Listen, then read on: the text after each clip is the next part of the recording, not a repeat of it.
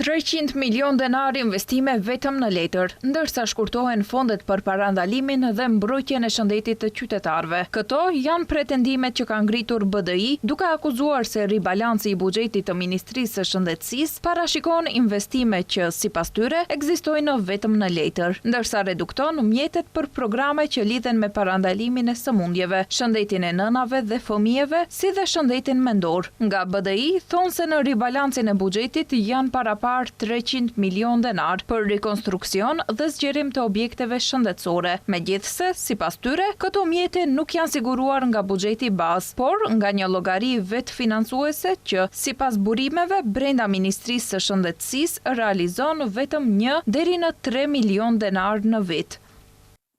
Prandaj pyesim publikisht.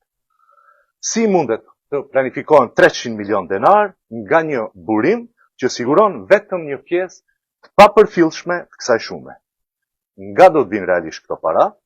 A ekzistojnë këto mjete apo janë vendosur vetëm në letër për nevojat propagandës ditore?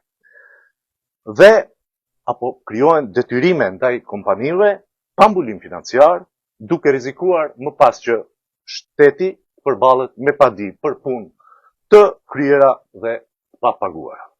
Ata thonë se ndërkohë që qeveria paraqet këtë investim të dyshimt prej 300 milion denarësh, dokumentet tregojnë shkurtime konkrete në programet që mbrojnë drejt për drejt shëndetin e qytetarëve. Buxheti i përgjithshëm për mbrojtjen shëndetësore preventive është ulur për 7.2 milion denar. Ndaj nga BDI kërkojnë prej Ministrisë së Shëndetësisë që menjëherë të publikojnë realizimin e llogarisë së vetfinancimit për 3 vitet e fundit. Burimin konkret të 300 milion denarëve, arsyet për shkurtimin e secilit program preventive, si dhe numrin e qytetarëve dhe shërbimeve që do të preken.